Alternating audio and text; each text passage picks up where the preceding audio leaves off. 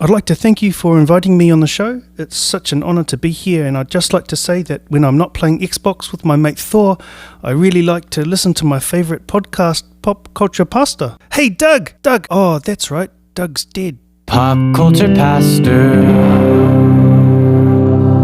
Okay, I haven't been this confused since Cody unironically asked for more Morbin time. Big Morbius fan, Cody is. It's always Morbin time, God, especially since her web connects us all. Oh, see, he's going at it again.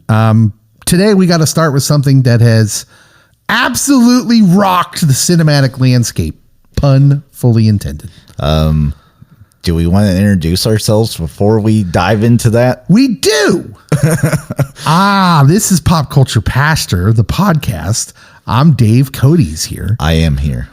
We have got an amazing show for you. I am kind of geeking out. We have, just real plainly, the biggest guest we've ever had. By numbers of on social media, it's not even close. I'm going top 3 for sure.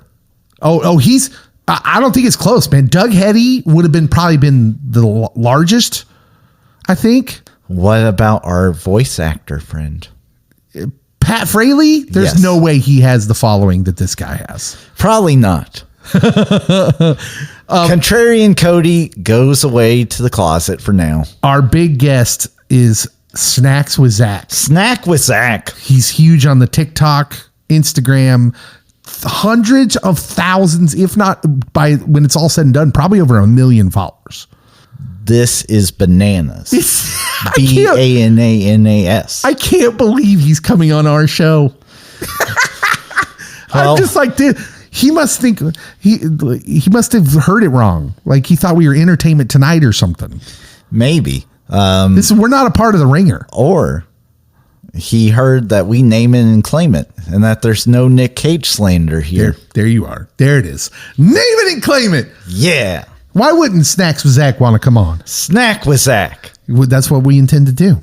Anyways, we're going to talk to him later. We're going to talk snacks, but we got to hit the news first. Yes. And as I alluded to, bro, the Minecraft movie.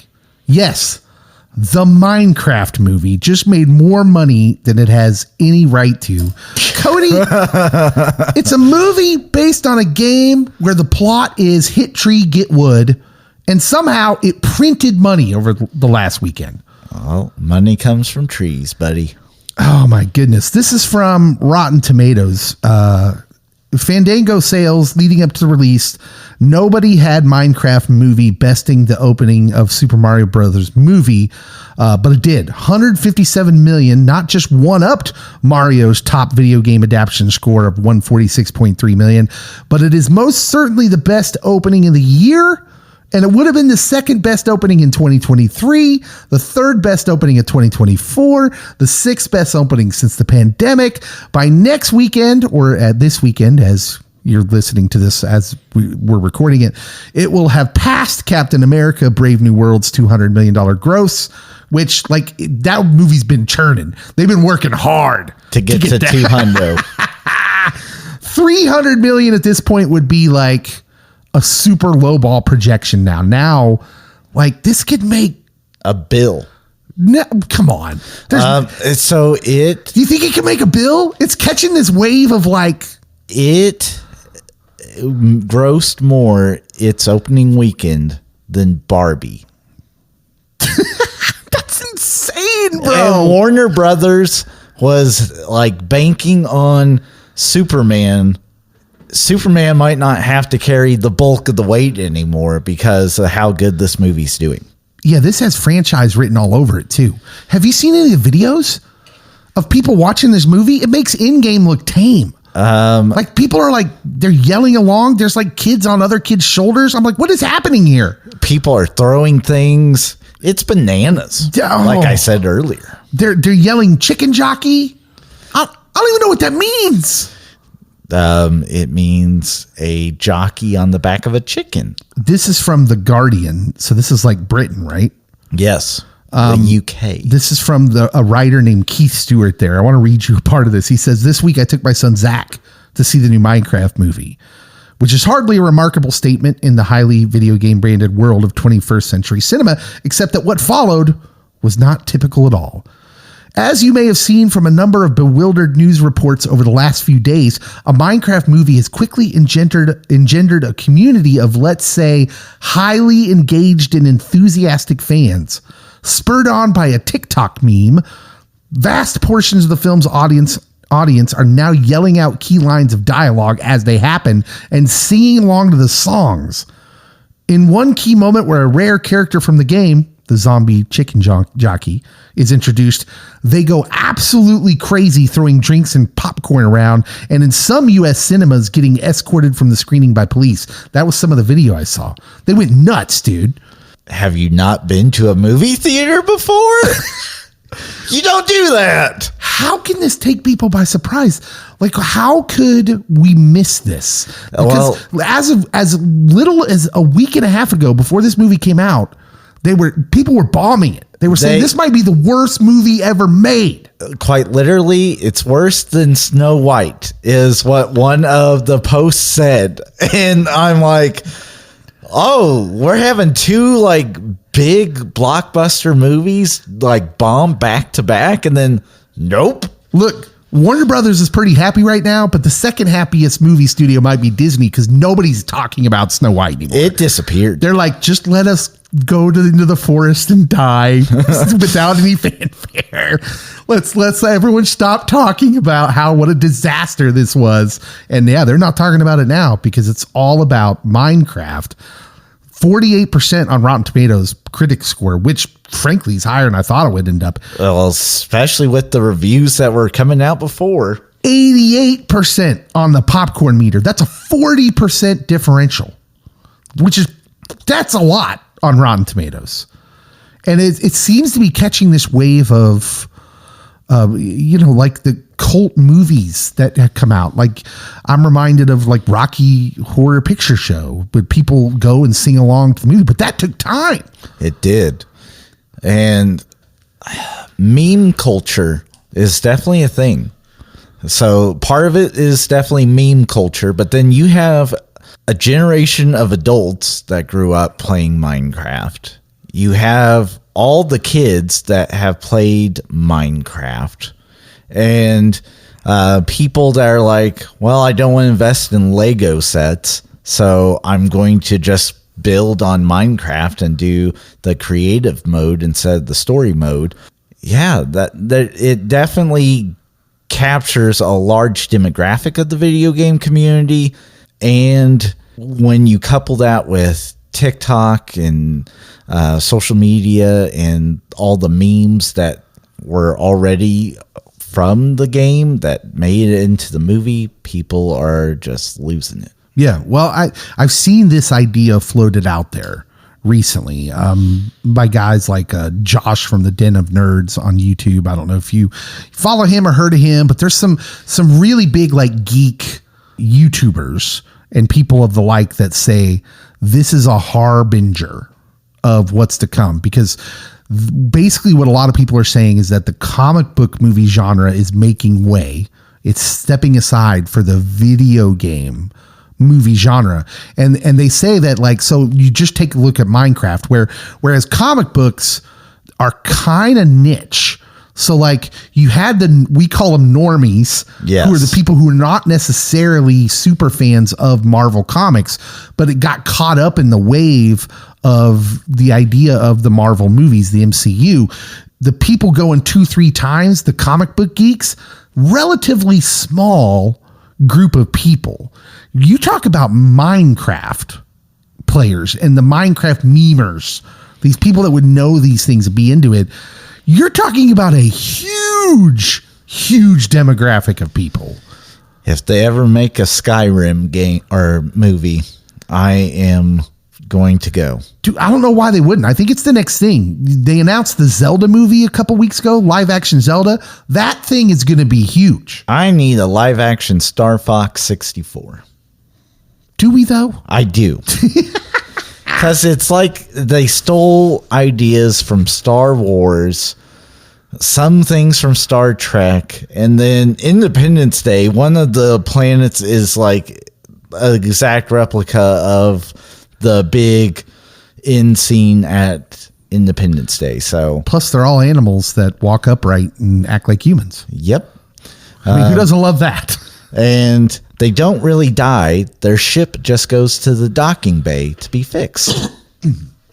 So the next bit of news, I thought we would go off the beaten pop culture path that we usually are on.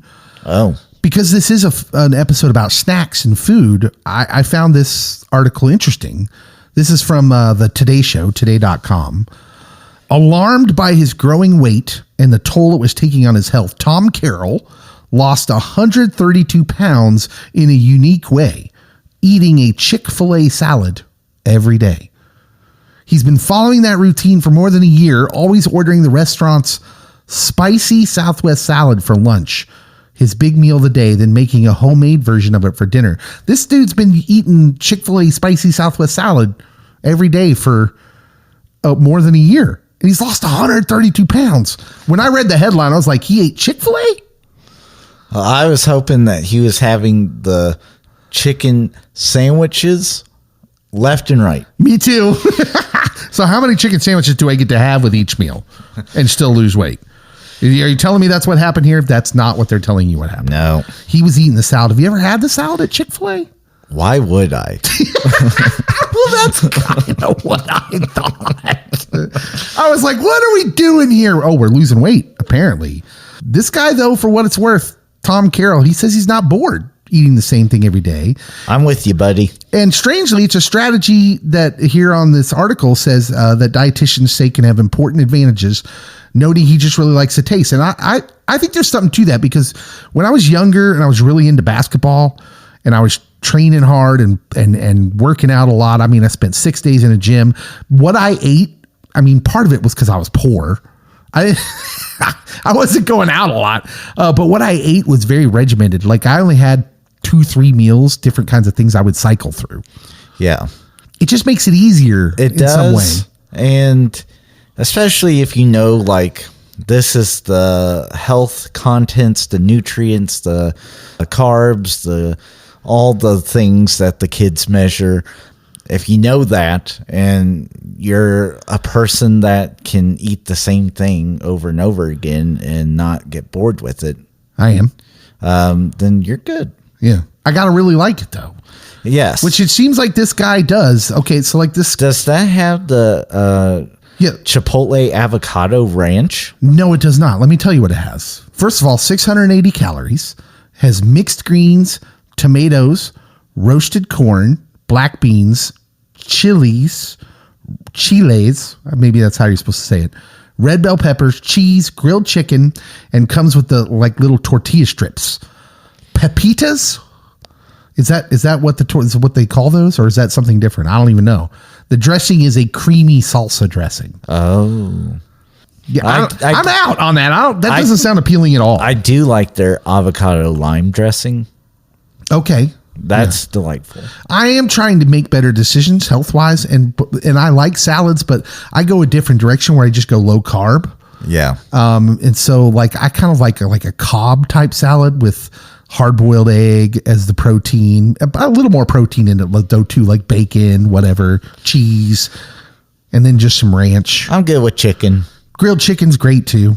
I'll throw as much protein as I can in there. I think that's always good. Carol says he's never been paid by Chick-fil-A, says no one from the company has contacted him other than the manager of his local one he goes to, who gifted him a salad after reading an essay that Carol wrote about his weight loss journey titled Chick-fil-A Saved My Life. Same, buddy. Same. Specifically, their crispy chicken breakfast burrito. Saved my life multiple times. Maybe a little exaggeration. It's a different experience that you and Mr. Carroll have. Oh man. Okay, Cody, let's get to some more geek news. So this has become a kind of a regular thing now with Marvel. Marvel releases a movie that's somewhat disappointing, and then some of these things start coming out, notably some early promotional materials, concept art, things like that. And it hints at a very different version of the leader from the Captain America movie. Remember the leader, the real bad guy of the movie, essentially? Yes. And he had the weird kind of brain head. Although in the comics, he just has his head just gets huge at the top. Well, that's how it is in Marvel Snap.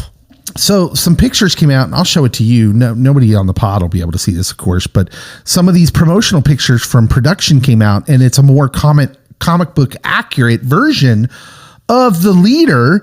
And I'm like, once again, why didn't they do that? Okay, so his colors being green it makes me think the monster of Frankenstein with the image you just showed me. Okay. The head, but his head is like a big egg. I know, but it still is bulbous and green, and because Frankenstein's got like a large forehead. And so I feel like maybe Marvel was like, some of the more basic people, such as Cody, would think that it's the monster of Frankenstein. Okay. I mean, so I can see that. But at some point, like where the pattern is now that some of the hardcore fans who are like your core audience are getting bummed out. At some point, don't you have to switch it back from trying to cater to the normies who aren't really your bread and butter? Or no? Like, I think the explanation you gave is reasonable. So, and it's not like it was that big of a deal. I'm not sitting here being like, I can't believe they messed up the leader. How dare you? I feel that you want to grow a generation of normies into geek comic book culture. It has to be somewhat relevant. Yeah. You definitely want to keep some big things true, though, to the stories that they come from. Like, if Bane did not break Batman's back, I would have walked out of that theater. For sure. That was literally the moment I had been waiting most of my adult lifehood for, in childhood. In The Dark Knight Rises. Yes. Yeah. I was like, this has to happen. And it did. You got to keep certain elements very much true to the source material. Yeah. I agree.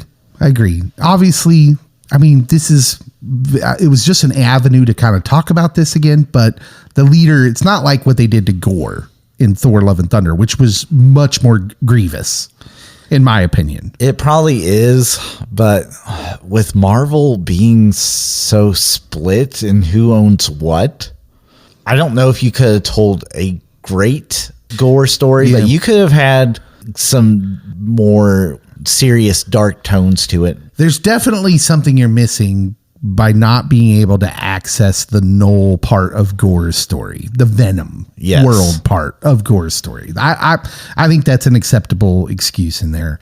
The last bit of news, just wanted to put this one out there, is The Last of Us season 3 has already been greenlit by HBO. So that's saying they must really like what they've already seen of season 2. Is Warner Brothers Discovery not able to do any wrong right now? They're blowing up, man. They're blowing up. But Last of Us season 2 starts April 13th, which is just in just a couple days from when this pod drops. Watch along. And our watch alongs are coming back. Though we're going to move them to Tuesday morning instead of Monday, because that doesn't give us enough turnaround time, because we're not pros at this. That's what you think. So be on the lookout for watch-alongs with The Last of Us Season 2 that starts next week. Okay, is that our last news item? It is. Okay, so I have something. Oh. Before we go to our guest. Before we go talk to Snacks with Zach? Yes. Snack with Zach. Sorry, I keep saying snacks. It's Snack with Zach. The thing that, as soon as I learned who our guest was and what we were kind of going to talk about, I thought in my head, what movie genre or types of movies are snacks like the worst thing for? Oh, okay. Especially in light of like people throwing food at the Minecraft movie. Yeah. And because we're going to go into a whole bit where we're going to say what the best food is for genres. What's a genre of movies that's not good for food? Films that build off quiet uneasiness Think A Quiet Place. Yeah. So I watched that in a small theater that only had 4 other people in it besides my wife and myself.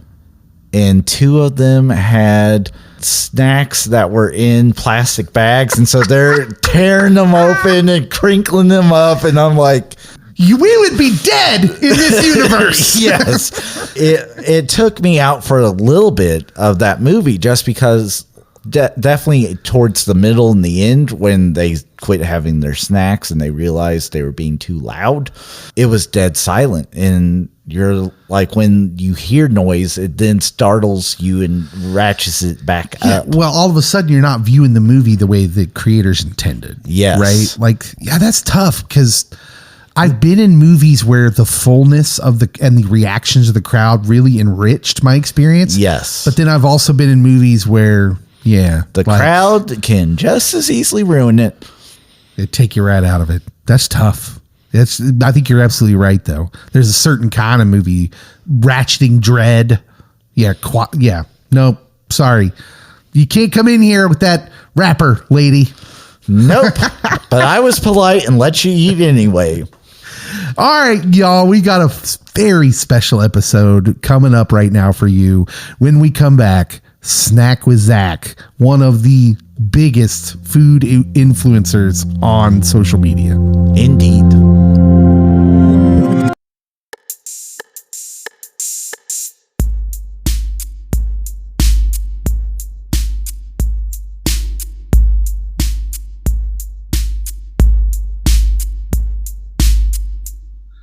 All right, Cody, I'm very excited. I am too. I have never been more excited for a guest than this guy. This is true. Like, he prepped me before this interview and quite literally said, no sabotaging. No sabotaging, Cody. Sabotaging. Yeah, that's a thing Cody does. Does not get him started because it might give him ideas. Okay, so I'm a big fan. I'm on Instagram and I call it Foodagram because I look at food on Instagram. And I had come across this guy a while back, and I've had the thought of like, we need to get this guy on the show because it would just be fun. It would be outside of our normal, what we talk about. And so I messaged him. He came through. He was like he was gung ho, which like, don't say anything, everybody. We don't want to scare him off. Yes. And how long we'll time to see how long he thinks I made a terrible mistake. I give him 5 minutes. So good. Yeah. All right. Okay. You hear his voice. He is Snacks with Zach. So it's on Instagram, at SNACHS. He spells snacks like his name, Zach, ZACH. So it's Snacks with Zach. Can I go? But like when I read it, I want to be like snacks. I've gotten a lot of snatch with Zach before. That's a funny one. It's in a lot of different ways. It gets hilarious, but yeah, Snack with Zach, SNACHWITH ZACH. Yeah, the branding genius in me. That's the best I've ever done. So Zach, nailed it. We'll let you tell everybody, what is it you do? Yeah, I started a very specific niche on TikTok about 2 years ago. And I was telling you guys a little bit of the story before we got on. But for folks who are listening to my story for the first time, and first of all, thank you for letting me come on here, Pop Culture Pastor, to share my story. I'm very excited. But when I started this off, I just moved back from New York City to my parents' place in my mid-20s. And I was pretty much just bored at my house, right? And there's a lot of interesting stuff coming out. There was like these really cool ice creams, like Van Leeuwen ice cream was dropping a lot of stuff. There were these Old Bay goldfish coming out. And as I was seeing these things, I realized that there was some just fascinating stuff coming out in the snack aisle, realistically. And I just latched onto it. I don't know what it was, but it kind of called to me. So I started keeping track of what was going on. I started reviewing some food here and there. It didn't work out because it was super saturated. But as I was making this goal to myself, like I had a goal that I'd set up, and that was to do a video every day for a year. This was going into 2023.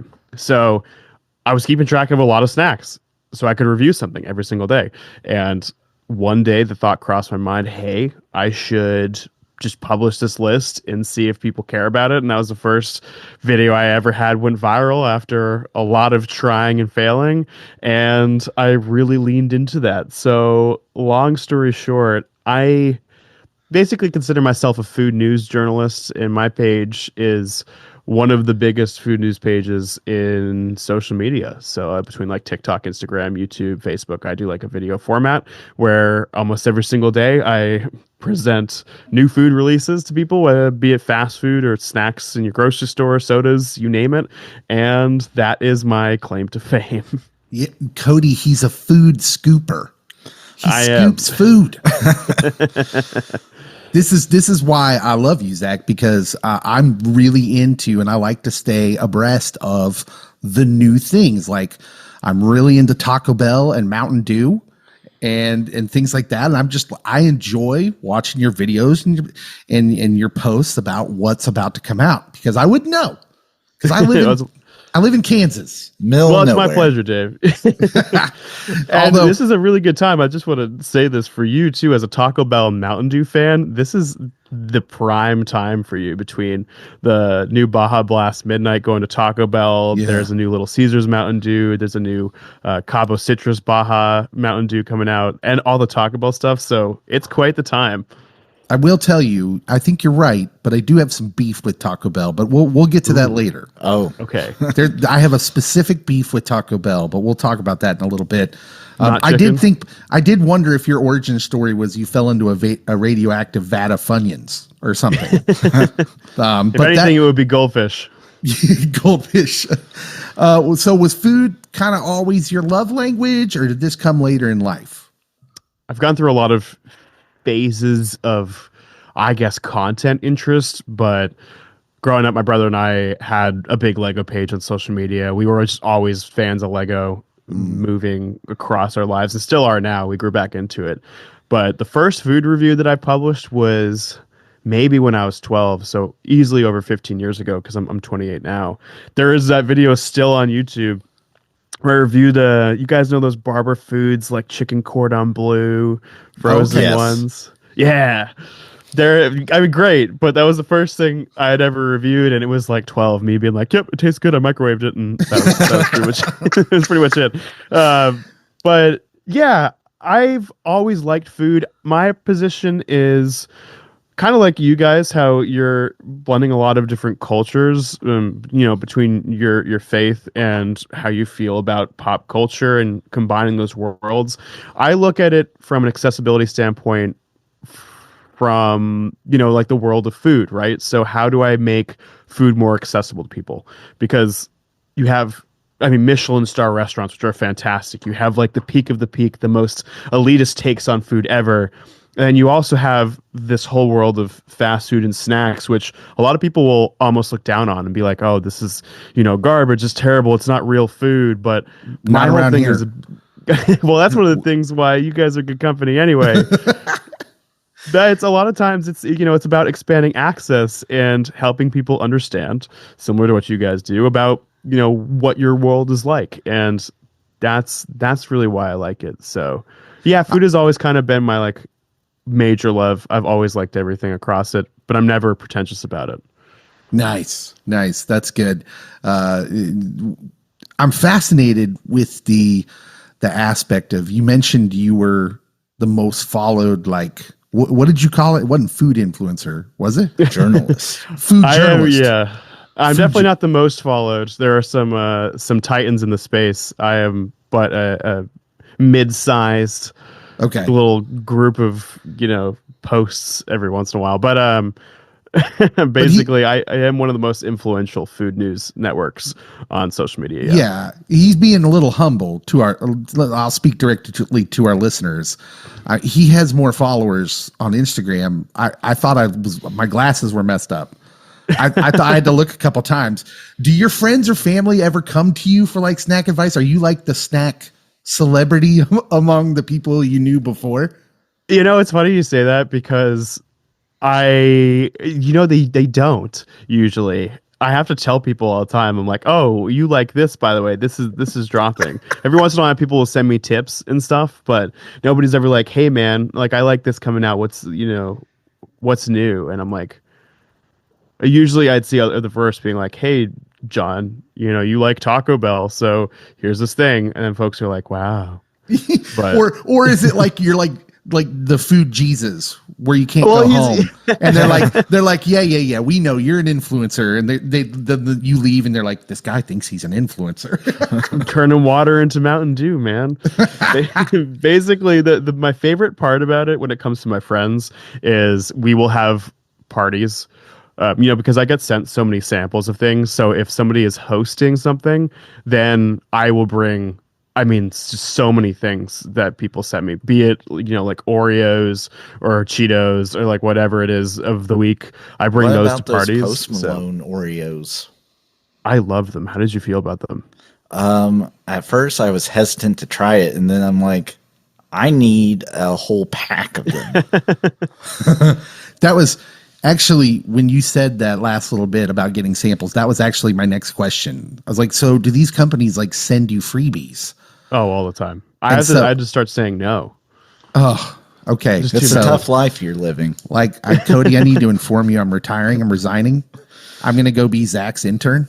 You joining it, Dave? Come on. You can get all my samples for me, man. It's like 100 a week. It's insane. I am very fortunate because, not everybody has access to food as well, and I do recognize that. So I started saying yes to samples a lot again, so I can make sure we have actually, through one of our local churches, they offer a food pantry. So a lot of the stuff I end up donating there because people need it way more than I do. I have to disclose a lot of stuff anyway. So if I cover something on the page, I usually have, in like 9 times out of 10, I have never accepted a sample for it because I don't want it to seem like I've been like bought to talk about it. And then afterwards I can be like, if I'm interested, I'll be like, oh yeah, can I get that? And then sometimes things just show up at my door. And I'm just like, okay. Snacks with Zach has integrity, Cody. Yes. Like, he can't be bought. So his opinions are true. Yeah, probably. Although it's snacks at the end of the day, is how bad can it get, right? I'm not so sure I've ever seen you try something where you didn't like it. Mostly you talk about the new stuff, but every once in a while you went to Culver's for the first time the other day, right? I did go to Culver's for the first time. Oh, yeah, that's a Midwest staple. Yeah. It is a Midwest staple. And I will say this on the air, I was a little bit let down by my Culver's experience. Oh, no. And mainly because not the Curter burger. I just keep on thinking the Curter burger. The Butter burger was cold. Oh, that's a bad I didn't experience. mention it in the review only because I didn't think to say that until after I had finished recording. Yeah. So that that's sounds why like it was that was a griller error, I think. I know. Well, they were slammed too, and I never want to be like, oh, it was bad, because people are busting their asses anyway. But yeah, there is what have I not liked recently? Oh, we're getting into the dark side of snacks with Zach. He's gonna let us in on exclusive. Okay, Zach, what didn't you like? There was something. Oh, the chicken Big Mac from McDonald's. I'm with you. It was. Did you had it? How did you feel about it? It was not my cup of tea. And I like chicken. I don't know why it would. The McChickens are good. Big Macs are good. What's the problem? So wasn't a good combo. Did you both try it, Cody? I did try it. Mine. It was a little soggy with all the, because it's got the sauce, and then it must have been something about the chicken when it's fried, So the burgers on the grill, but I think it's something about the burgers are able to drip off a little bit more of the grease. The chicken, the batter holds on to more of that grease, yes. I think. And so mine, I just felt like it was kind of soggy. Yeah, that's a great point. One that I would not have thought of.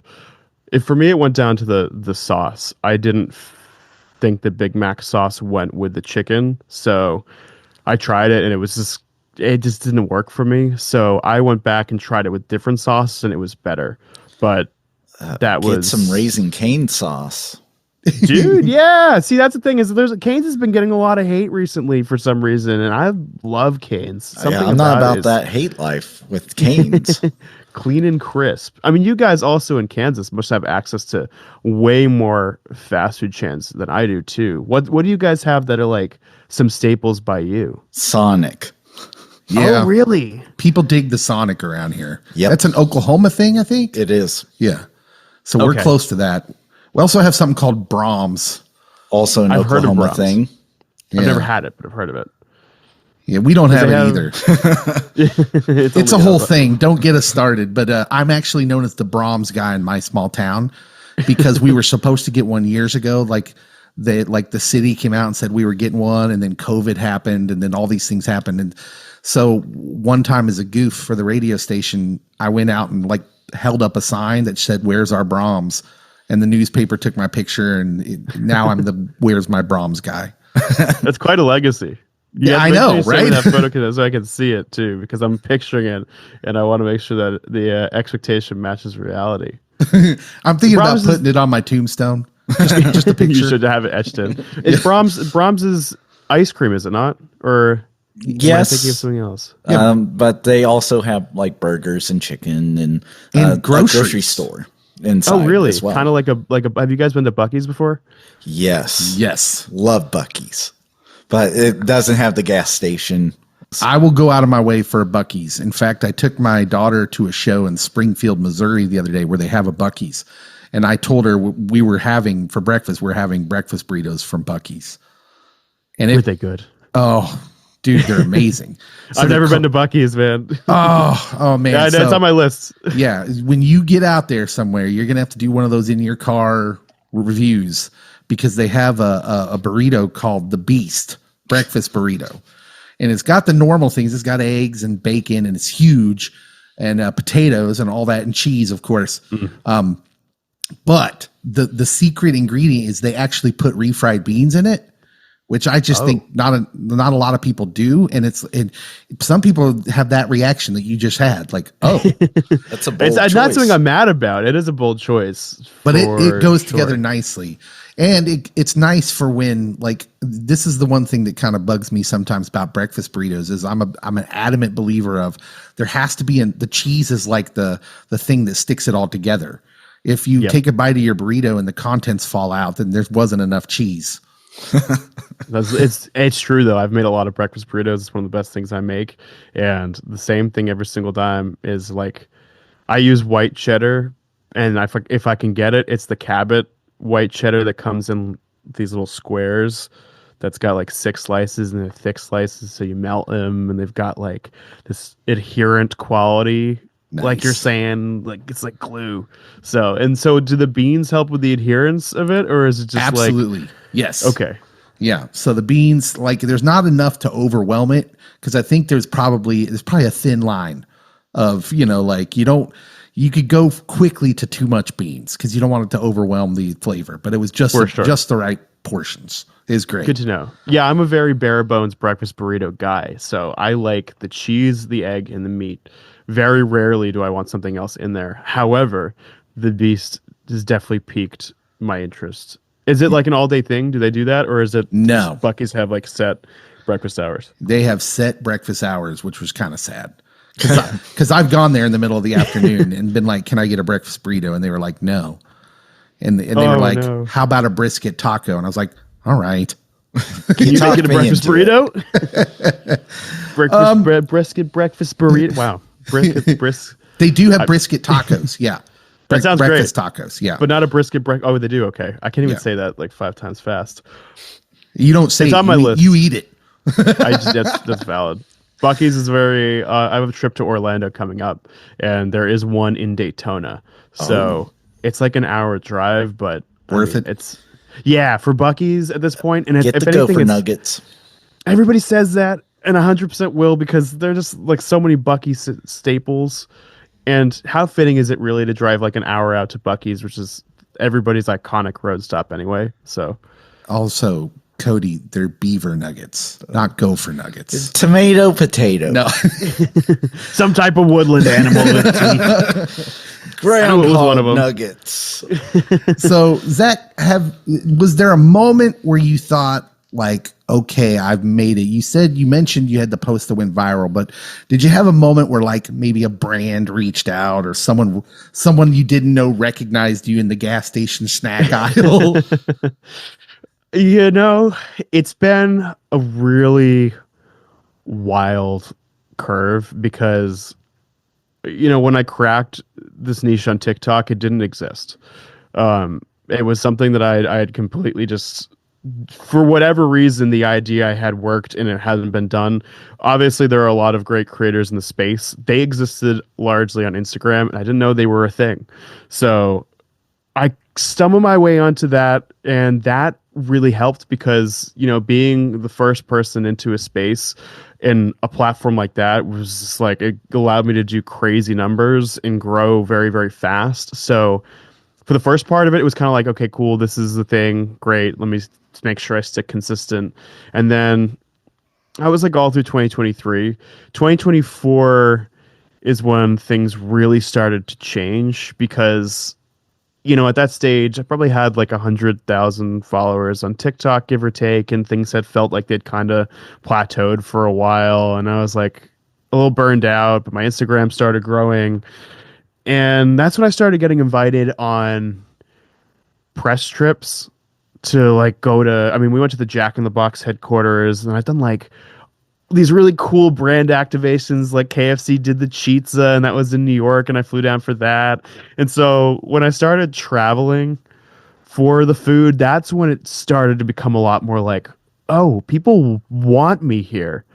Like, sure, there are people online that are interested in what I have to say, but there are like brands that want me at their events, and that was cool. So it's kind of started growing and growing and growing. And then, I started getting recognized in public, and I've always been chasing the high of fame as long as I've been alive.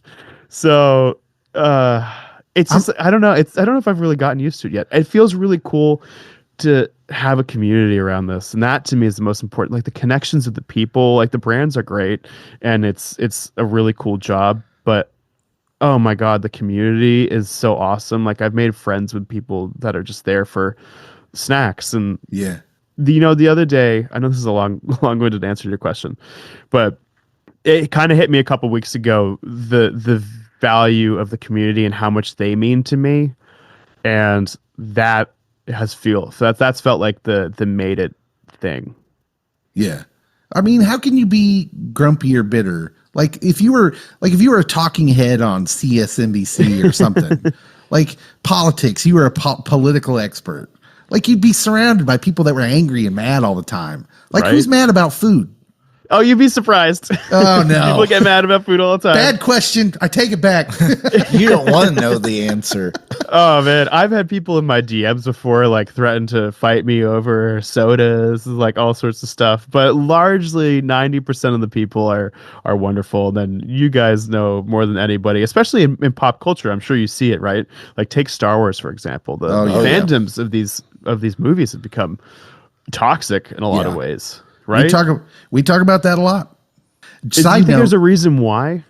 Oh yeah, we've talked about reasons. I mean, we did a whole episode over toxic fandom, but so part of it I feel is just that for a generation, especially with Star Wars, we'll use that as an example, that like there's a generation that's their childhood, and they have nostalgic feelings for it, and they have seen different iterations that don't live up to their expectation of it.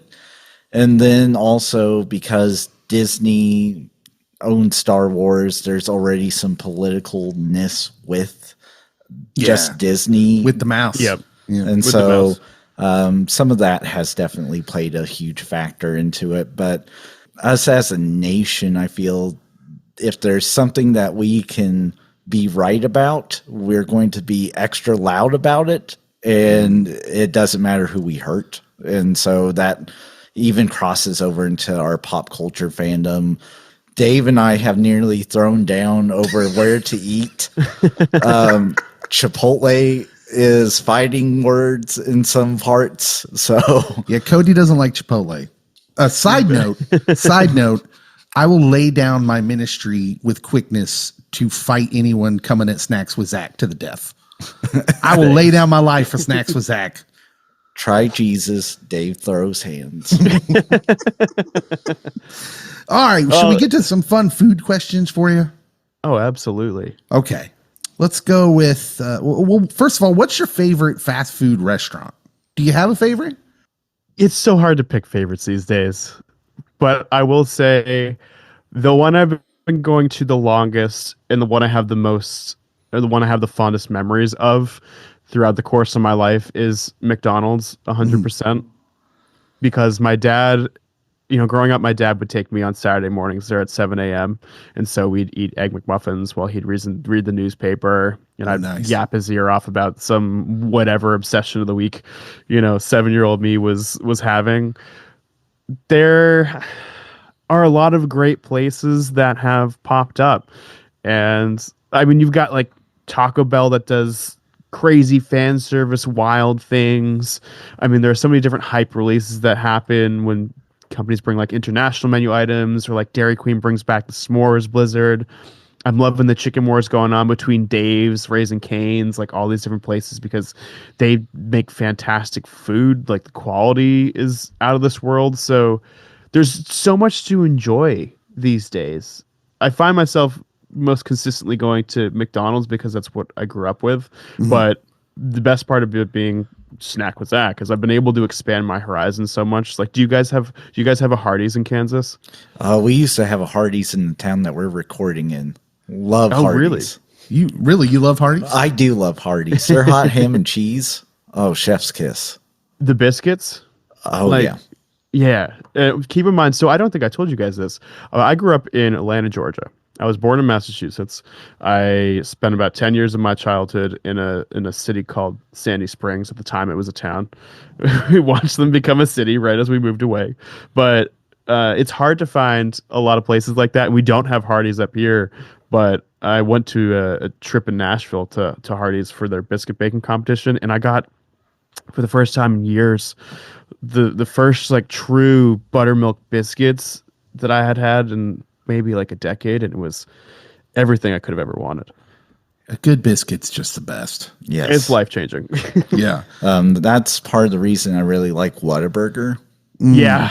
Whataburger's got great breakfast. Yep. What is Undervalued. just amazing. Well, I have very fond memories of Whataburger in particular, because in my previous relationship, our first, I guess, true date was to Whataburger. My former girlfriend is from Texas. Wow. So, we spent a lot of time trying a lot of spots. Whataburger was one of them, and it held up to the hype like crazy.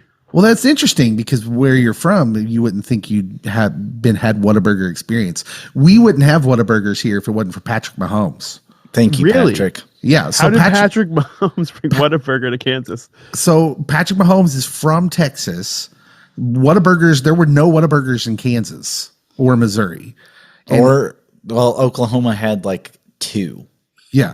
And so when he got big with the Chiefs, he like formed an ownership group and brought like, what was it? Like something like 60 to 70 Whataburgers to Kansas and Missouri. Oh my God. Okay. Yeah. It was a large number. Yeah. And so, especially in the Kansas City, whether it's Kansas City, Kansas, or Missouri, Whataburgers are just everywhere now. And I'm here for it. Who says there's no God? Come on, man. We got Whataburgers now. Okay, so you mentioned McDonald's is your favorite. Let's play a little game. You get to replace one item on the menu with something new. What's the change you're making? You have to remove an item to produce a new item. Remove an item. Yeah. You know what? At this point, I hate to say it, but the sorry to Oreo and M&Ms, but they need a new mixin for the McFlurries. Why don't they have more choices? It's interesting the because ice cream machine's not working, Dave.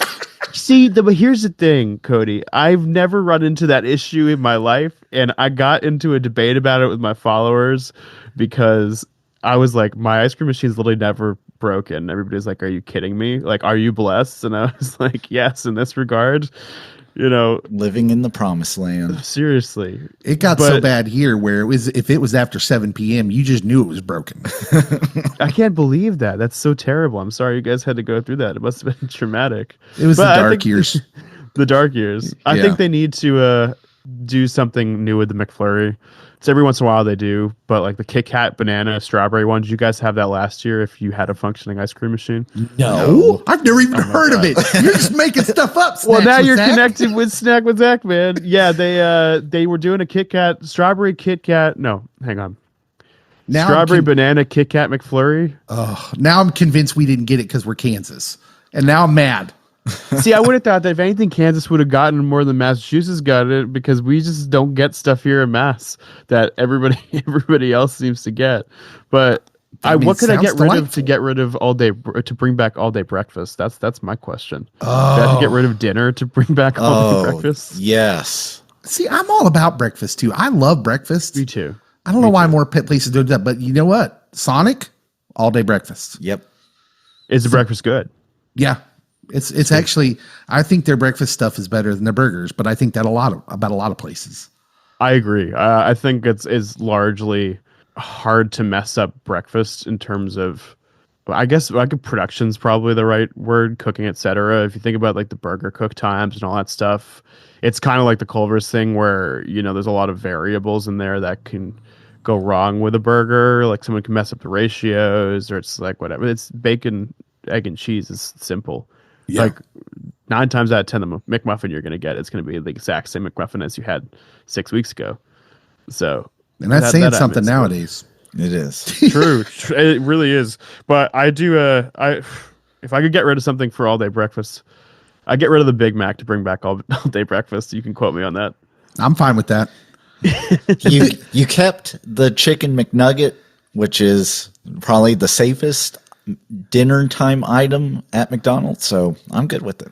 The Big Mac is what makes me start feeling old. I start wanting to go grumpy old man because I'm like, a Big Mac used to mean something in this town. It's over time. It's the times change. But I want to ask you guys based off of that because I have to as a food person, and you both being pop culture aficionados. Speaking of McNuggets, did you try the new McNuggets Minecraft fire sauce? Not yet. Or did I miss it? I haven't either. No, it's out now. Did you see the Minecraft movie? No. That's very pop culture-y. I have a lot of, so I'm also a therapist, and I've had a lot of my clients that went and watched it, and they're like, Cody, you gotta go watch this. This is right up your alley. And I'm like, I just play Minecraft on creative mode. I don't believe them. What? My youngest son wants to see it real bad, and I'm just like, I'm putting him off as long as I can. There's so many quotable memes in the movie, though. Chicken Jackie.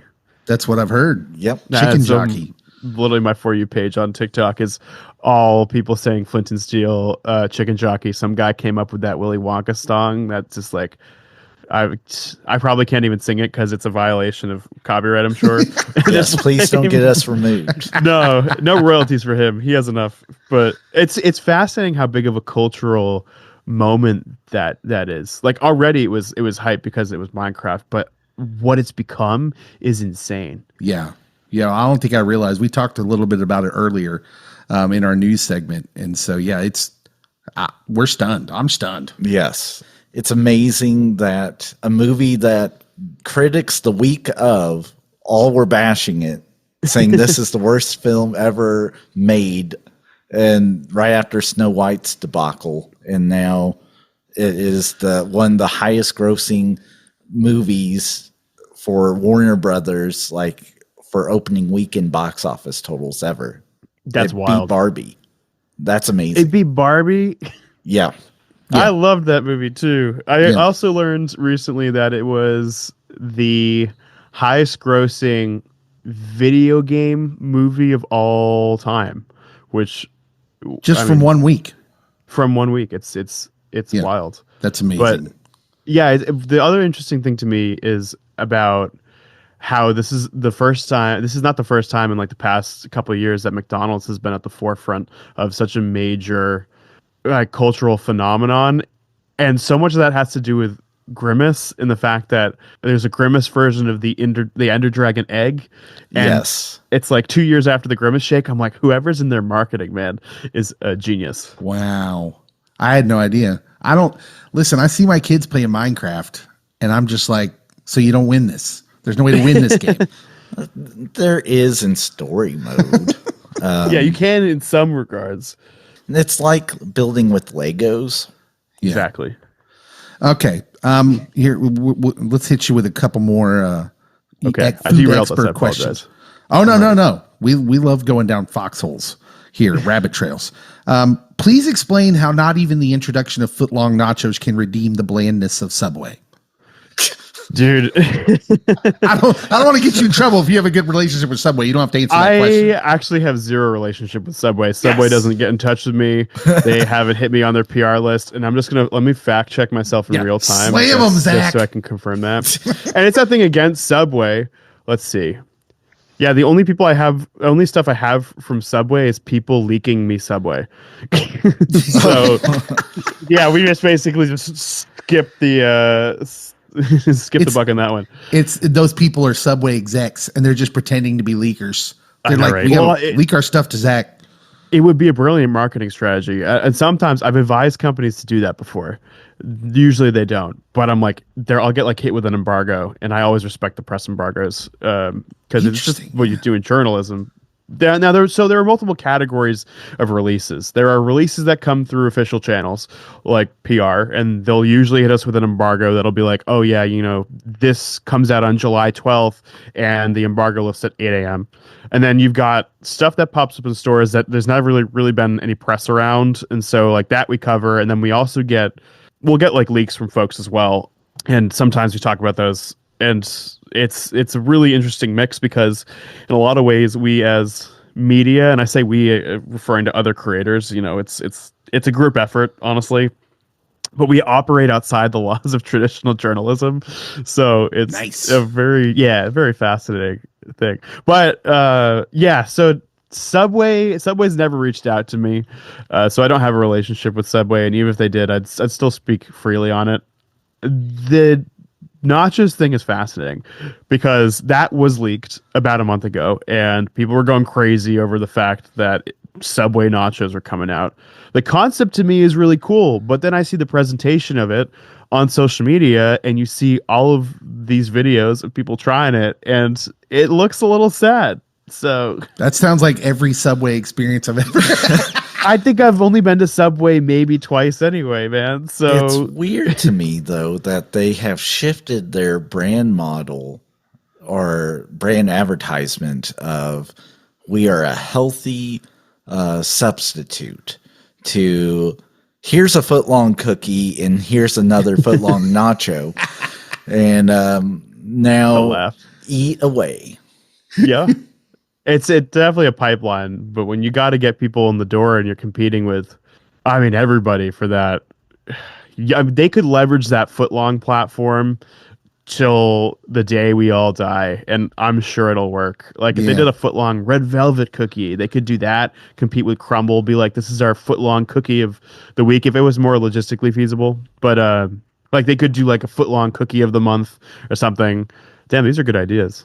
These are. You shouldn't be giving these away for free, Zach. I know. Seriously. Someone at Subway is listening right now. They're Subway doesn't care about me.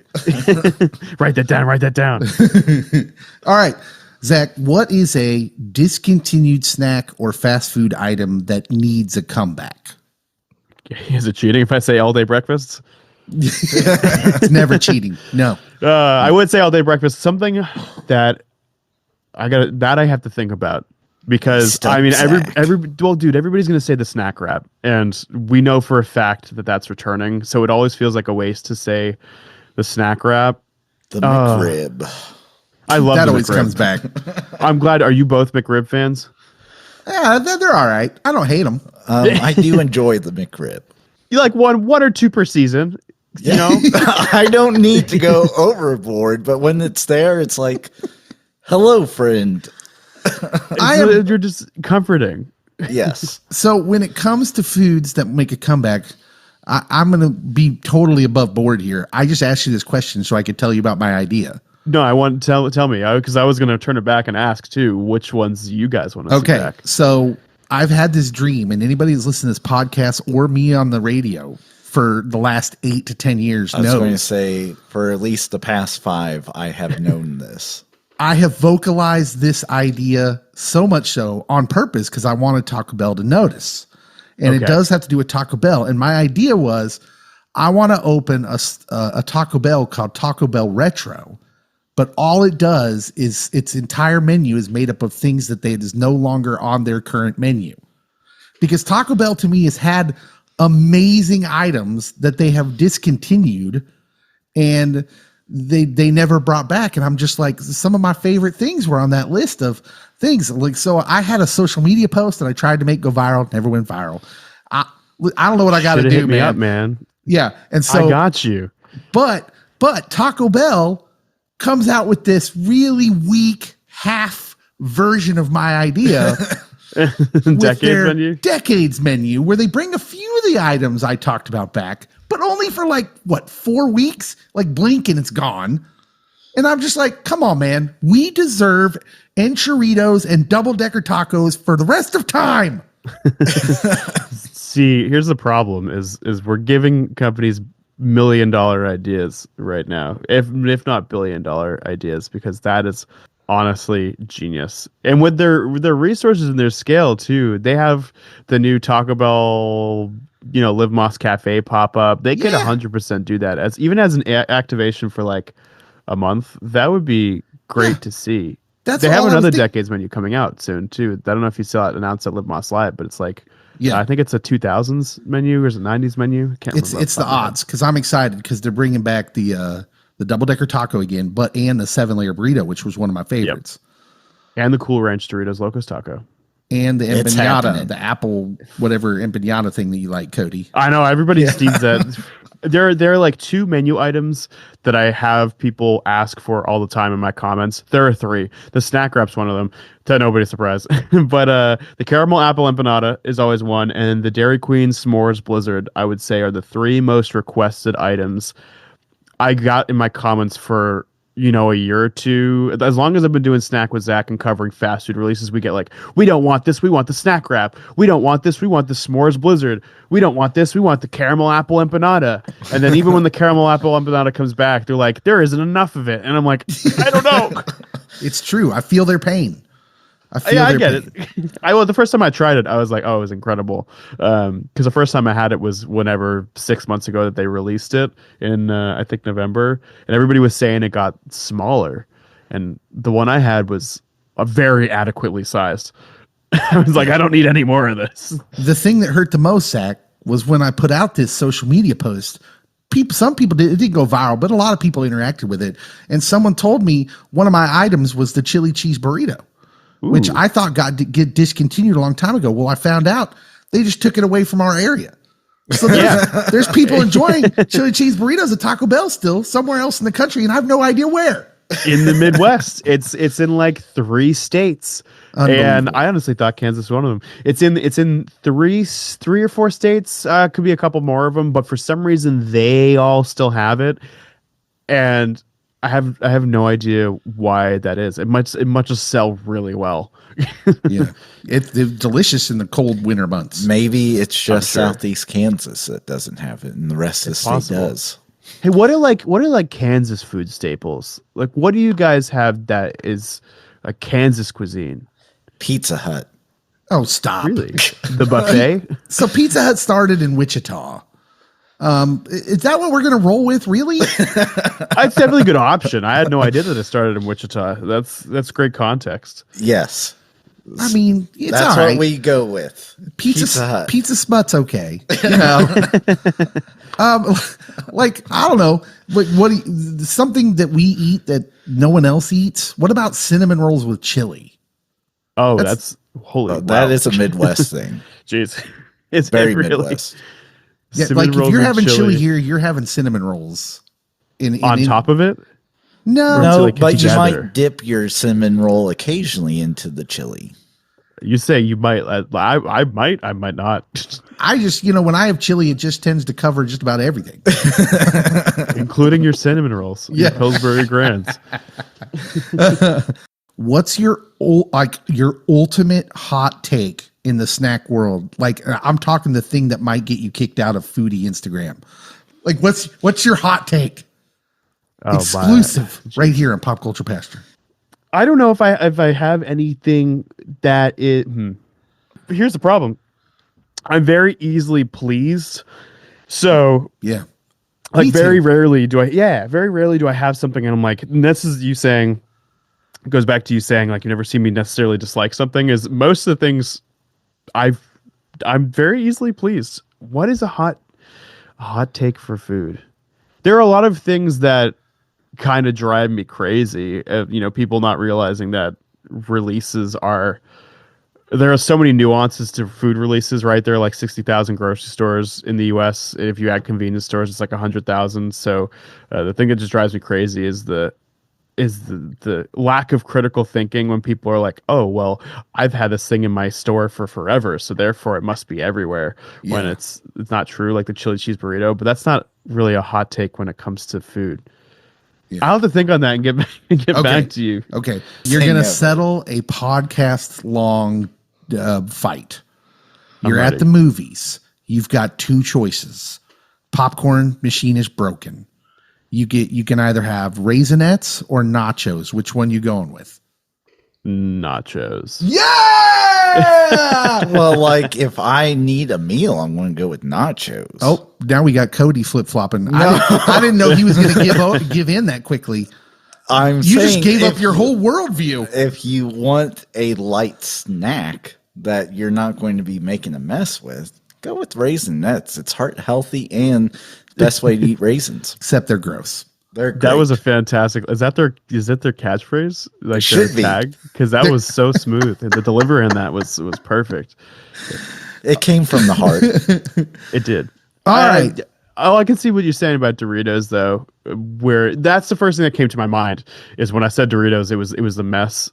I love a sweet treat. If I had to take my pick, I'd probably do like Skittles or something like that, realistically. Okay. But I'm also going for the popcorn for sure. Well, before we go, you did send over questions to my inbox earlier about rom-coms, action movies, and horror movies, and I need to know where you're going with that. Hit us with your rom-com snack. I'm gonna reverse you on it first. What is your rom-com snack? Okay, I got this. You got it, Cody? Okay. All right. So Cody, hit us. I'm going traditional movie theater snack, Twizzlers, but I'm going the pull and peel.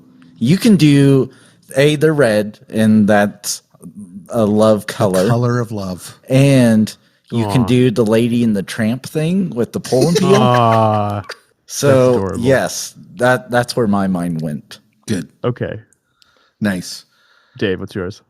Mine was chocolate covered strawberries because it sounds frou-frou. Because love's a little messy sometimes. And bonus points, if it melts in your hand during the third act breakup montage. So nobody's springing for the Raisinets and the rom-com snack. Got it? Yep. Nope. Reflipped. Not happening. What was yours, Zach? Oh yeah, of course. Mine was. So I thought of this outside the box, and I thought it was things that you could technically bring into the movies because you could just like sneak it in. It's fine. Oh yeah, concessions are expensive. I had the hot cocoa Swiss Miss popcorn from Boom Chicka Pop that I think released over the winter this year. It was really good. Yeah, and we ate like all of it. That to me felt romantic. You could watch it from your couch if you're watching like a That was good. Yeah. That's nice. Nice. Action movie snack, Cody. What was your action movie snack? The most action movie thing I could think of to go with my Mountain Dew because I'm going to be all jacked up watching an action movie. It is Cool Ranch Doritos. Oh, nice. Zesty. Very zesty. I went with Flamin' Hot Cheetos because I love that you said that. They're explosive. They're unapologetic. Leaves a trail of destruction and orange dust. It's like the Michael Bay of chips. Wow. Make sure you clip that. This is absolutely brilliant. Right? Did you try the Flamin' Hot Dill Pickle Cheetos that released about a month or two ago? Did you get your hands on those? Oh, God, no. Are you not a pickle fan? No. I'm not into the pickles. Cucumbers, whatever. They now have pickle Slim Jims. Oh. See, I should know about that, but I didn't. And now I'm just deathly curious. Yeah. Did you just make that up? How did you know that something that Zach didn't know? There's a lot of stuff to know, guys. There is. I was given a Slim Jim that is pickle flavored. Cody's going to go home tonight and try to figure out how he can nose in on your action. I know. What's your action movie snack, Zach? My action movie snack is indeed the Flamin' Hot Dill Pickle Cheetos. Oh, we almost went the same thing. I know, we did. I was very impressed. It up another notch. Wait, but you're right. It's like the Michael Bay of snacks. Yeah, if Flamin' Hot Cheetos is the Michael Bay, then what's the Flaming Hot Dill Pickle snacks? Is that like Quentin Tarantino. I was that could be thinking Quentin- Ridley. Ridley Scott. Ridley Scott. It's like, I'm going to make this historical epic, but it's light on the history. Greta Gerwig. Oh, yeah. yeah. Very nice. Did you do horror? You said you did a horror Absolutely. one? Oh, I'm a big horror movie fan. All that dark, dreary stuff, I'm a big fan of. Yeah. I did a horror movie. So you picked the pull apart Twizzlers earlier. Yeah. I thought the pull apart Twizzlers would be a great horror movie snack because you can do something with your hands. Rip it up. Yeah. Yeah. Fidgety. Nervously. So you're ripping the Twizzlers apart as you're like, don't go in there. So I asked my wife on this one because I'm like, I don't know. And she gave me a drink, and I'm like, I don't think red wine is a good snack. But it would be calming. Skin grapes, the texture went of with, eyes. Beef jerky. Okay. You could be ripping parts of beef jerky. That seems weird for certain parts of a horror movie, though. Especially really if it's a gory. zombie Saw movie. gore, exactly. Because You can't take part of the action. It helps with the FOMO. Yep. Yeah. What do you got, Zach? I chose sour Skittles. Nice. Maybe because we literally go and watch horror movies and eat sour Skittles, right? A close friend of mine has cancer. And so one of the weirdest things about the side effects of chemo is it affects your taste buds. And so the amount of sour candy that we've had over the course of like a year has been like astronomical, and we're usually watching horror movies and we're usually eating sour Skittles or the you guys ever have the sour Airheads? Like, Yes. Uh-huh. yeah, like not the ropes, but like they look like the rainbows. Mm-hmm. Oh god, those are just absolutely brilliant. So something like that, because sour's also got that, like, you're reacting with it, you're like, ooh, it's got you kind of feeling a little bit on edge, a little bit unsettled, because it's a flavor experience that your body isn't typically used to. That's good stuff, man. Good stuff. Sour Skittles. Sour All right. Skittles. Was that the categories you did? Yeah, were there more categories? Oh, there's lots more. Hit me with them. I got time. I can come up with some on the spot better than Oh, coming okay. up with Okay, a so crazy. Well, we'll just go hot through. take. Okay, we've got a animated kids movie snack. I put Gushers just because they're kind of nostalgic. Yeah. Like one bite, it'll take you back again. You're sitting in a beanbag chair watching Doug. Life is good, right? Also, fruit that explodes. Explodes feels very Saturday morning cartoon. I love a gusher. I would go with rainbow goldfish. Oh, A very specific type. yeah. Yes. Yeah. I just like the bright colors, and I enjoy goldfish. So I that love feels very goldfish. kiddish to me. Yeah. That does. I'm coming up with things on the spot at this point. Yeah. That would be like those pretzel hot dog bites, or like not the pretzel hot dog, Yeah. like the mini weenies. Mm-hmm. For sure, with some like good dipping sauce. Yeah. Oh man. Yeah. That sounds. I haven't eaten dinner as we're recording this. That sounds good. Oh my god, am I keeping you from eating? Oh no. We'll just keep talking as long as we can. I was just gonna say my alternate. I have an alternate for some of these, and it's Totino's pizza rolls. Oh, I love Totino's pizza rolls. And Those are some. Go ahead. I was gonna turn it into a bit. I was just gonna keep mentioning it as the alternate because, like, I get in my mind like Wayne's World when Garth is wearing all the Reebok gear, and he's like, "It's like people only do things because they're getting paid." And that's just sad. And I just was gonna make a bit out of it, but now I don't want to because this is much better. That's a great pick, though. Pizza rolls, no matter, I could be like 80 with no metabolism anymore, and I would probably still be able to eat the full bag pizza roll, like the 90 count family size one. I did that as a teenager. Same. I was able to go through those. What is it about pizza rolls? I don't know. I don't Did know. you try either. the Stranger Things ones? The spicy I was gonna say Nether Flame. That's not the right thing. Hellfire. The Hellfire pizza rolls. They had the pepperoni. Did you like them? Yeah, they were pretty tasty. I mean, to be fair, I'll eat anything pizza roll. There's not a flavor that they've ever come out with that I think I've not liked. But you're right. How is it you can just keep eating those? I know. I don't know what it is. It's scary. Midnight movie snack. Cody, what did you put for that? I don't like eating late, so it was going to be something light. Like, Oh, okay. Yeah, this is going to be highly subjective. This one, like I could probably go with not a full bag of popcorn, but like a bowl of popcorn. I'm not like diving A sampler. in gung ho eating the whole bag of popcorn I hear you. like I usually do. I went with cereal straight from the box. No bowl, no milk. Just What cereal? A box of Lucky Charms. Absolutely. That's exactly what I was thinking of.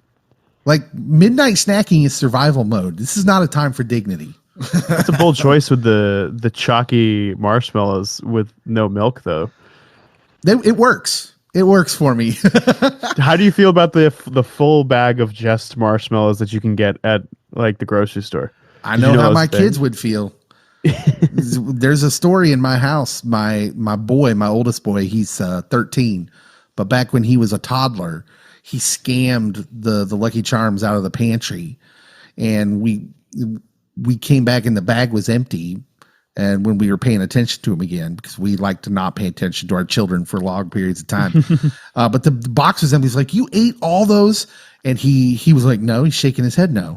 Like, buddy, lying's not cool, man. This is an empty box.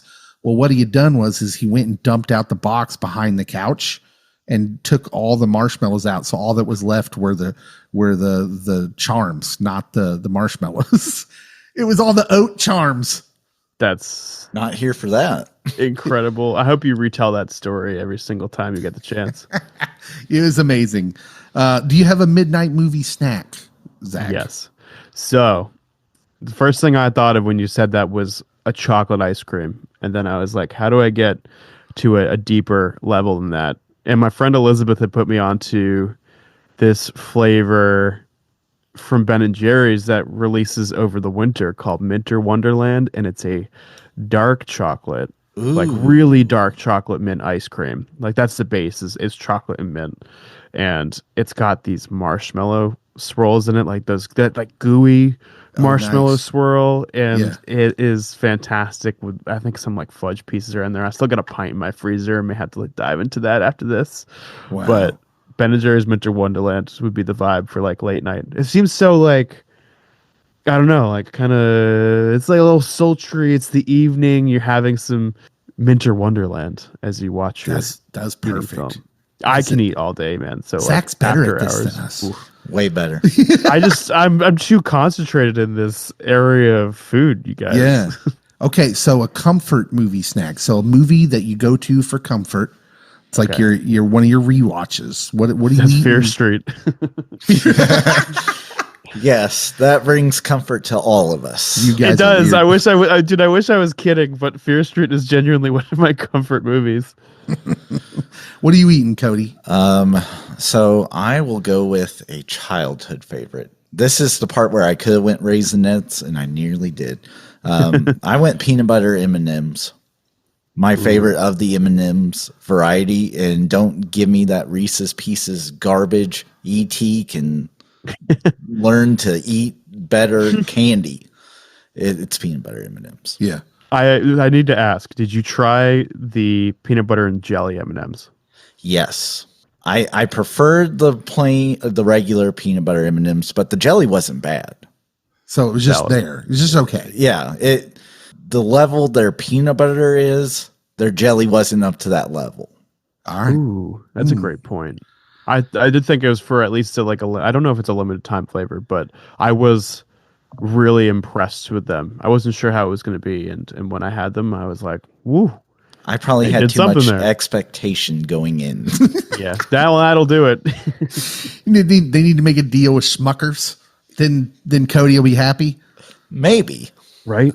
I'm Mine, surprised nobody did. yeah, right. I thought that was the big thing to do, the mashup, the brand mashup. Not my comfort movie snack, and I went all out because I figure like when you go to a comfort movie, it's like a rainy day. It's like you're stuck inside and you're like, okay, I got nothing to do. I'm going to go grilled cheese and tomato soup because it's cozy, it's warm. You got the rainy day with a blanket watching You've Got Mail energy. That's not my comfort movie. That's probably Cody's comfort movie. It's not mine. Yeah, obviously, of course not.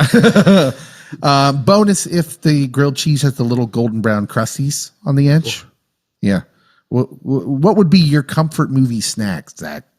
I would have KFC tenders delivered with mac and cheese. Oh, that's good. The mashed with a little gravy and a nice big cup of Sweet Lightning Mountain Dew, the best Mountain Dew there is. Cody, I don't know how to tell you this, but I think Zach's my new best friend. I don't blame you.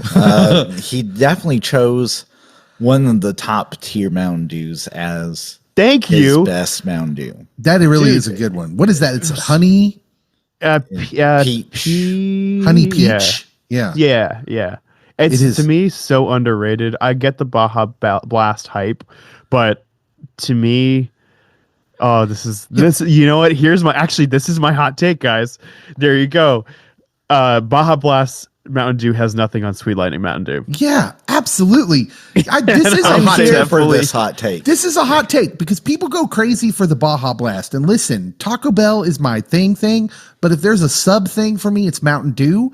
Baja Blast is C tier Mountain Dew. I'm sorry. I'll just say it. It's basic. Like if I'm picking two flavors of the Mountain Dew that are just straight up the jam, it's that KFC one, the honey peach one, but then also Pitch Black, which is like you can only get it in certain areas of the country. And then the Spark one is great, the pink lemonade one. Oh, the pink lemonade one is so sweet. It's pink lemonade and raspberry, maybe. Yeah. So here's my thing: is I was never a big soda drinker, and as I got more into this, I have one of my good friends, Team Supernova, Tyler Bowers. He literally started his page and around the time I got started on YouTube, right? 2007, maybe a little later, but he had this Facebook page for Mountain Dew news. And I didn't realize how deep this rabbit hole goes of Mountain Dew. So I've never tried Spark and I've never tried Pitch Black. And Voltage. Every day I learned about a new one. Voltage, Livewire. Livewire is good. So, Zach, this is actually the area where we got the closest to doing an episode like you do. We did a pod episode because a friend of mine who's just as into Mountain Dew, maybe more than I am, entered their sweepstakes to be a tester for their new flavor, this mystery flavor. And when was this? They chose him. And so they sent him. It was, I think it's what they're putting out now. It's like the Cabo purple. Cabo it's citrus? The purple one. Oh, it's a purple. It's a Baja. It's a new Baja. Baja Midnight? The passion fruit? I think so, yeah, because it was passion fruit is what it was. But they didn't it wasn't branded with all that. It was weird. So they sent us these test cans and we were supposed to with the explicit instructions of tell people on social media. Well, they didn't even know we had a pod. So we were like, we'll just make a whole pod out of this. Yep. And we did. We taste tested it on the pod. I'll have to figure out what episode that was and send it to you. Yeah, you got to send it to me. The can is still in my truck as a memento of that one time I got to try Mountain Dew before other people. That is something I can relate to because Pepsi released a wild cherries and cream over the winter in January. It's mass market now, so keep an eye out for it. But I got a test can of that, and that says it's like an FPO version that doesn't have a label. It's for test purposes only, and it's sitting in I keep a box of trinkets of stuff I've collected from the food page, and that is one of them. So nice. I agree with the sentiments. That is really, really cool. How did you like the Mountain Dew? It was great. I think we all loved it. Yep. Oh, and so I drank mine quickly. If this is the flavor of that new thing they're coming out with, I'm pretty excited.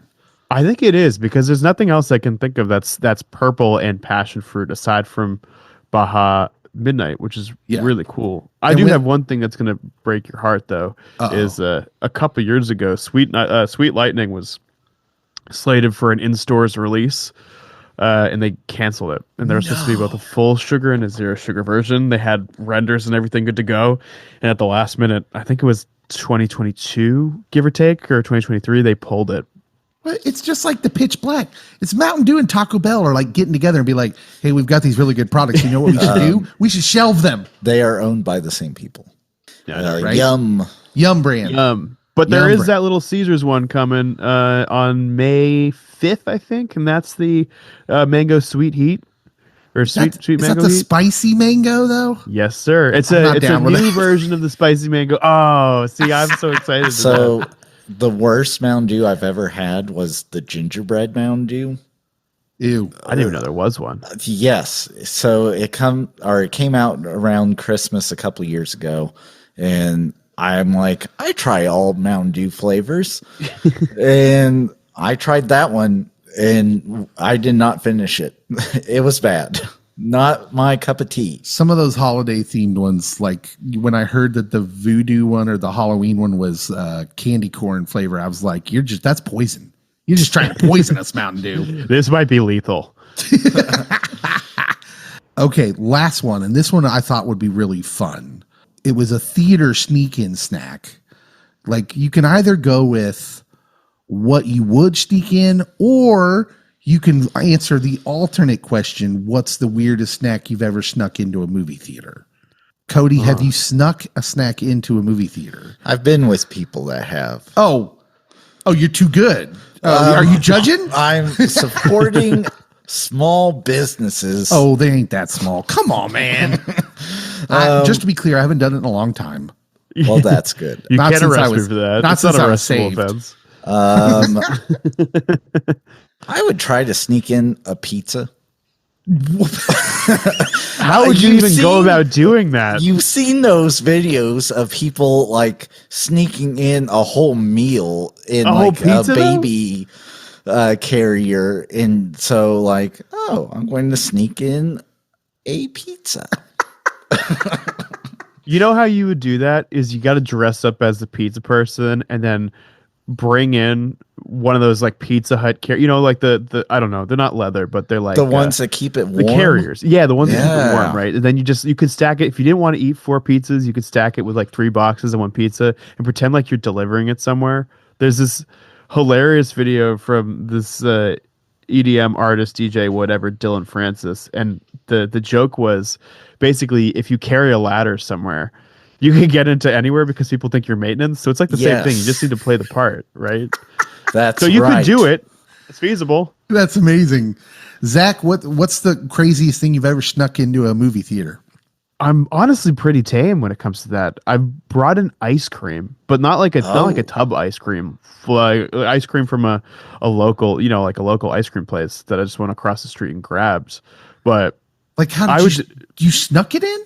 I kind of just had it in my hand and they didn't really say anything. Oh, wow, you were slick. Well, I do that with my water too. I bring in a giant jug of water with me because I drink like a gallon of water every single day. I'm psychotic. And so that like maybe there's some therapy there too, Cody. You can be like, why do you feel so thirsty? And I'll be like, I don't know. But they don't say anything about that either. And then maybe I've just got enough charisma at the theater that they don't really care, or they recognize me and they're like, Or you "I'm not gonna have bother enough snack with that." confidence that they're not going to stop you. It might be. Yeah. Maybe it's the They're latter intimidated. effect. Anybody carrying a gallon of water must be a professional water drinker. Man. Okay, so I'm going to tell you all this story, but save your judgment because it was young Dave. It was with college years. This is not Judgment Day, Dave. Like, this was blood money, man. You could go to the matinee and it was still pretty cheap. And I went to the movies a lot by myself back in the day because I worked evenings. So like I could go to the movies in the afternoon and then, go to work. Well, one time I hadn't eaten lunch and it was late. It was like 2:00 and I thought, man, I need to eat something because as soon as the movie's over, I'm gonna have to go to work. And so I went by McDonald's and I got 2 McChickens.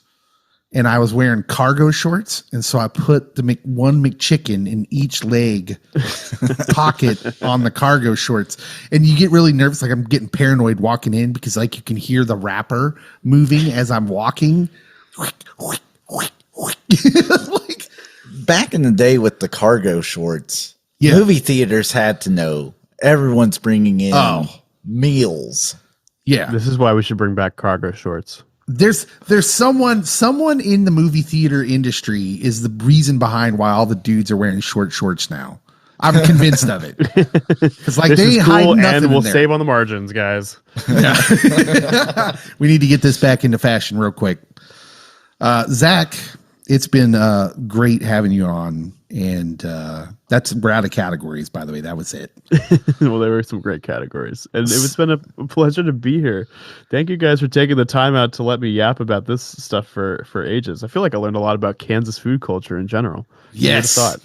That's why we're here. That's not why we're here. Pizza Hut and chili cinnamon buns. We're here. It's at Snack with Zach, SNACH with Zach, ZACH. Yes, sir. That is me. We see what you did there. Snack with Zach. Go check out his. You're on all the socials, right? Pretty much everywhere that you want to be, you can find me. Yeah, follow him like I do. You're never gonna miss a food drop again, and that's why I'm loving it. Zach, thank you so much for being on. We'll talk to you later on down the road. Dave and Cody, thank you so much. Anything you guys need at any point, you just let me know. Pop culture pastor. Pop culture pastor. Pop culture pastor.